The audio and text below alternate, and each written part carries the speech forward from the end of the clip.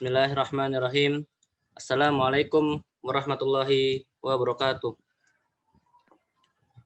Waalaikumsalam warahmatullahi wabarakatuh. Selamat pagi teman-teman sekalian dan selamat pagi kepada Bapak Subi Muhammad Soni Harimurti sebagai dosen Ulil Albab. Dan tak lupa saya ucapkan terima kasih kepada Bapak Subi Muhammad Soni Harimurti sebagai dosen yang telah memberikan kami kesempatan untuk menyampaikan materi kali ini yang membahas tentang pendapat Kiai Haji Wahid Hasyim dengan integrasi ilmu agama dan umum di lembaga. Sebelum kita mempresentasikan makalah hari ini, saya memperkenalkan terlebih dahulu anggota dari kelompok kami, yaitu Muhammad Rifa, Tia Rayayang Kaunisa, Umi Nurul Fitria Lewenisa, Yola Anastasia Aurora, Nabila Putri Ardian, Zafinka Sakila Putri Iwandanu, dan saya sendiri Muhammad Rashid Ridlo, dan yang terakhir adalah Nur Sadrina Gaisani. Untuk presentasi yang pertama, saya persilahkan kepada Ananda Muhammad Rifa Askia. Waktu dan tempat saya persilahkan. Baik, terima kasih kepada Rashid yang telah memberi kesempatan. Untuk bagian yang pertama, yaitu biografi Kiai Haji Wahid Hasyim. Kiai Haji Abdul Wahid Hasyim lahir di Jombang 5 Rabiul Awal 1333 Hijriah atau 1 Juni 1914 Masehi. Beliau lahir dengan nama lengkap Muhammad Hasyim yang kemudian diganti menjadi Abdul Wahid karena nama sebelumnya Muhammad Hasyim dianggap tidak cocok dan terlalu berat. Kiai Haji Wahid Hasyim merupakan keturunan Kiai. Kakek buyutnya adalah Kiai Shihoh, seorang pendiri Pondok Pesantren Tambak Meras. Kakeknya, Kiai Usman, adalah kiai terkenal yang mendirikan Pondok Pesantren Gedang. Dan bapaknya, Hadratus Syekh Kiai Haji Hasyim Asy'ari, adalah pendiri Nahdlatul Ulama. Kiai Haji Wahid Hasyim dibesarkan di lingkungan pondok pesantren, sehingga banyak menimba ilmu dari berbagai pondok pesantren di Pulau Jawa. Ketika Wahid Hasyim berusia 12 tahun, ia sudah menyelesaikan studinya di Madrasah Salafiyah Tebu Ireng. Lalu setelah itu belajar ke Pondok Siwalan Panji, Sidoarjo.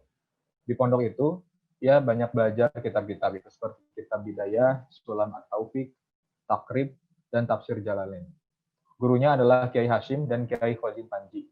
Namun, dia hanya belajar selama 15 hari saja di pondok pesantren tersebut, tidak seperti kebanyakan santri pada umumnya.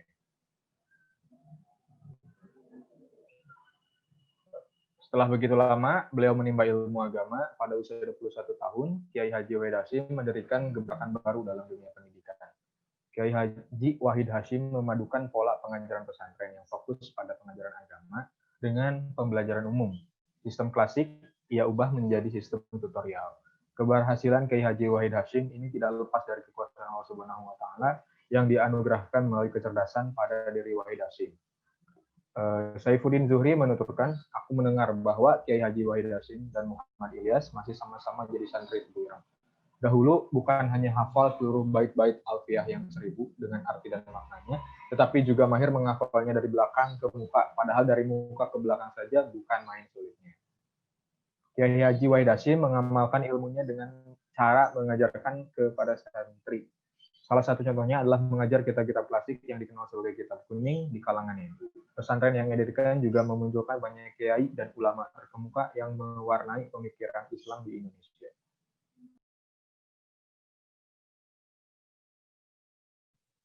Selanjutnya yaitu pemikiran pendidikan menurut Kiai Haji Wahid Hasyim.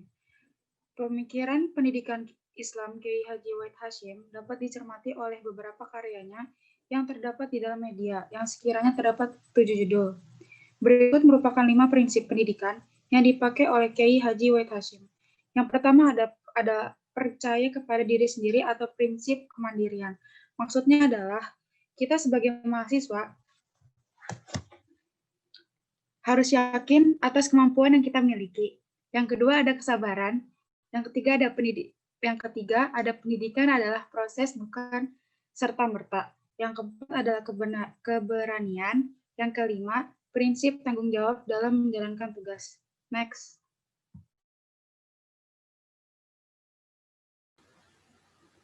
Selanjutnya adalah orientasi pendidikan Islam. Fokus utama pemikiran Wahid Hasyim adalah peningkatan kualitas sumber daya umat Islam. Jadi, sebagai seorang santri pendidikan agama, memfokuskannya kepada pemikiran salah satu pendiri UI ini untuk meningkatkan kualitas tersebut. Dilakukan melalui pendidikan khususnya pesantren. Dari sini dapat dipahami bahwa kualitas manusia muslim sangat ditentukan oleh tinggi rendahnya kualitas jasmani, rohani, dan akal. Kesehatan jasmani dapat dibuktikan dengan tiadanya gangguan fisik ketika hendak beraktivitas. Sedangkan kesehatan rohani dapat dibuktikan dengan keimanan dan ketakwaan kepada Allah Subhanahu wa taala yang kemudian diimplementasikan di dalam kehidupan nyata. Kesehatan akal yang senantiasa diasah sehingga mampu memberikan solusi dan ide-ide yang berkualitas sesuai dengan ajaran Islam. Wahid Hasyim mencoba menerapkan model pendidikan klasik dengan memadukan unsur ilmu agama dan ilmu umum lainnya. Dan dari hasil tersebut yang membawa dampak positif, maka beliau dikenal sebagai perintis pendidikan klasik dan pendidikan modern di dunia pesantren. Menurut pandangan beliau, tujuan dari pendidikan yaitu untuk meningkatkan kualitas santri agar bisa menjadi orang yang berakhlakul karimah, takwa kepada Allah, dan memiliki keterampilan dalam hidupnya. Artinya, dengan ilmu yang mereka miliki, maka mereka mampu hidup atau hadir di tengah-tengah masyarakat dan dapat menjadi orang yang lebih mandiri serta tidak menyuapkan orang lain. Santri yang tidak berkualitas atau tidak memiliki keterampilan hidup, maka dia akan menghadapi berbagai problematika dalam masyarakat dan dengan akan mempersulit untuk mereka saat mereka akan berkarya, berkarir, serta mempersulit langkah hidupnya.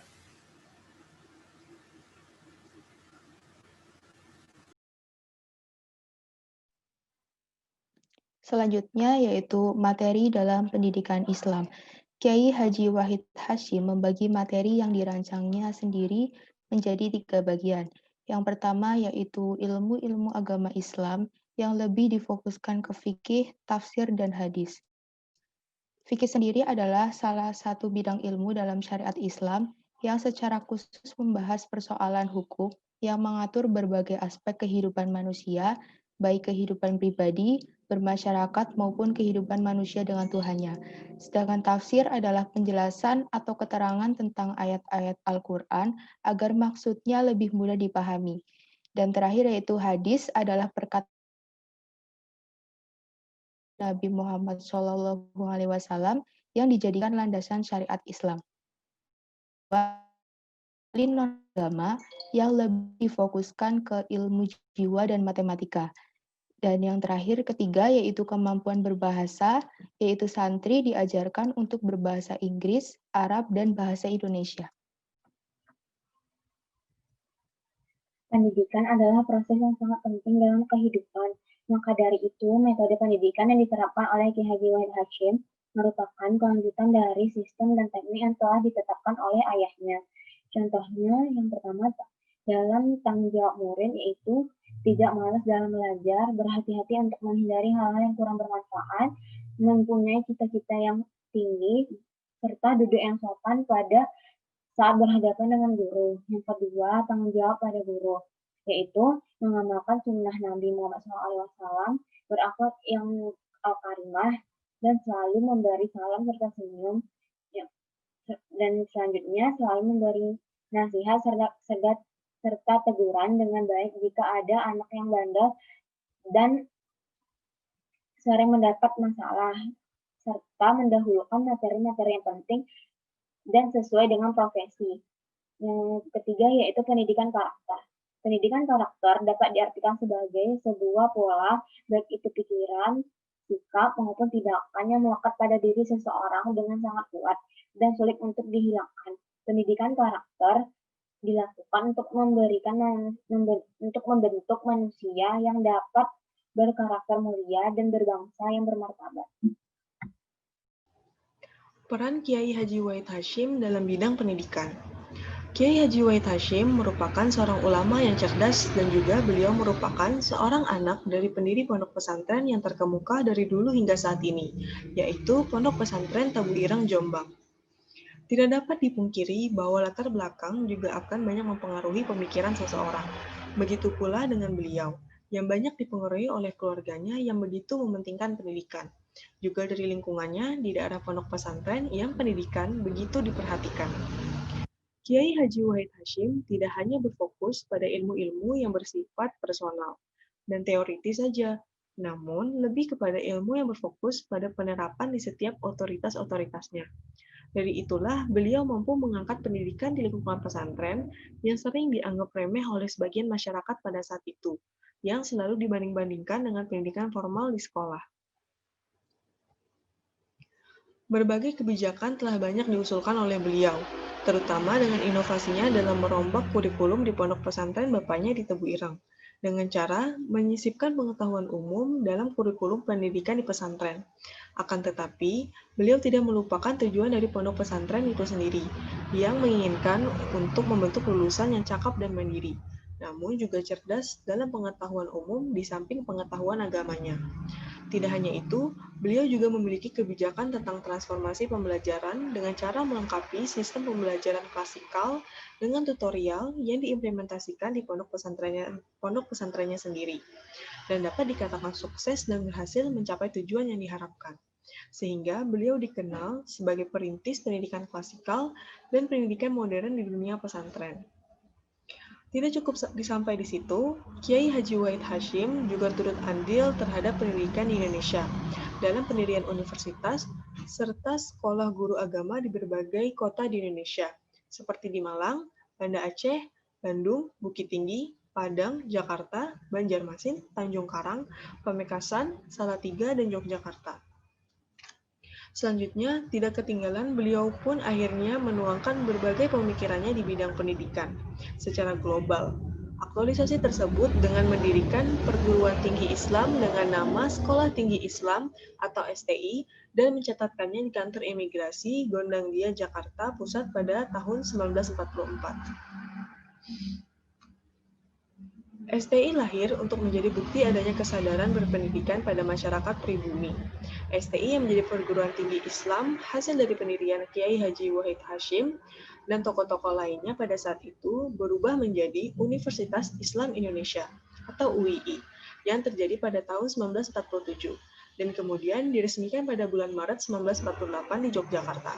Sedangkan pembukaan UII secara resmi diselenggarakan pada tanggal 27 Rajab 1367 Hijriah, bertepatan dengan tanggal 4 Juni 1948, sehingga UII menjadi satu-satunya perguruan tinggi Islam pada saat itu, serta menjadi perguruan tinggi swasta pertama yang didirikan di Indonesia. Kiai Haji Wahid Hasyim sangat menyadari betapa pentingnya kualitas demi terciptanya keberhasilan sebuah pendidikan. Kualitas tersebut diwujudkan dengan meningkatkan pengetahuan serta keilmuan dalam dunia pendidikan. Beliau sangat menjunjung tinggi keseimbangan ilmu dunia dan agama, sehingga Kiai Haji Wahid Hasyim mewajibkan pendidikan dan pengajaran agama di lingkungan sekolah, baik itu di sekolah umum maupun swasta. Dan ini dituangkan dalam peraturan pemerintah pada tanggal 20 Januari 1950. Yang selanjutnya adalah peran Kiai Haji Wahid Hasyim dalam sektor keagamaan. Beliau Kiai Haji Wahid Hasyim adalah seorang santri yang mana beliau dibesarkan oleh tokoh-tokoh besar NU, yang mana beliau berada di sebuah pondok pesantren yang didirikan oleh ayahnya. Karena itu, Kiai Haji Wahid Hasyim memusatkan fokusnya pada peningkatan kualitas seorang santri sebagai sumber daya manusia demi kemajuan Islam.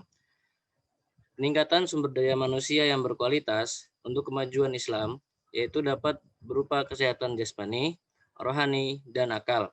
Tingkat kualitas manusia bisa dilihat melalui kasat mata maupun tak kasat mata, yang mana seperti ketakwaan, kehidupan sehari-hari, dan akal kita. Maka dari itu, kita sebagai penerus umat harus memiliki kualitas akal yang baik, sehingga mampu dan bisa memberikan solusi yang tepat, adil, dan sesuai dengan ajaran-ajaran Islam.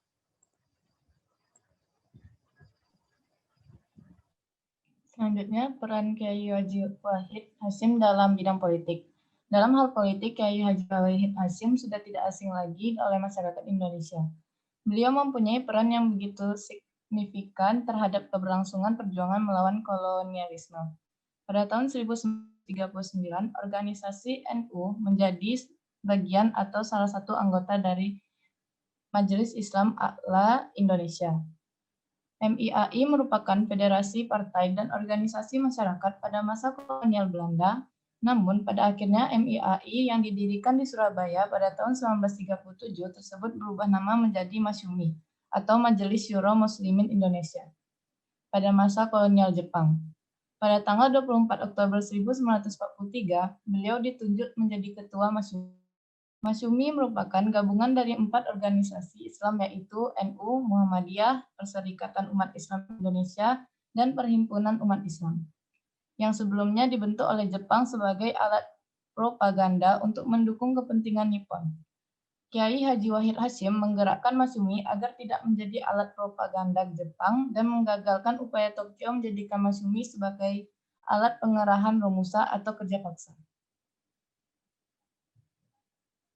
Sebagai ketua, beliau juga sebagai penggagas pendirinya Tentara Hizbullah sebagai benteng pertahanan tanah air Indonesia pada masa pendudukan Jepang di Indonesia pada tanggal 4 Desember 1944, serta sarana yang membantu umat Islam mewujudkan kemerdekaan. Menjelang kemerdekaan, Kiai Haji Wahid Hasyim menjadi anggota BPUPKI atau Badan Penyelidik Usaha-Usaha Persiapan Kemerdekaan Indonesia, dan PPKI yaitu Panitia Persiapan Kemerdekaan Indonesia pada tahun 1945. Kiai Haji Wahid Hasyim juga merupakan anggota Panitia 9 yang merumuskan Piagam Jakarta yang sekarang ini menjadi rumusan dari Pancasila. Peran beliau sangat penting dalam penghapusan 7 kata dalam rumusan Pancasila pertama yang awalnya berbunyi kewajiban menjalankan syariat Islam bagi pemeluknya dan berubah menjadi ketuhanan yang Maha Esa. Setelah kemerdekaan Indonesia pun karir politik Kiai Haji Wahid Hasyim masih berlanjut, yaitu ditunjuk sebagai Menteri Agama di 3 kabinet, yaitu bersama Hatta, Natsir, dan Sukiman.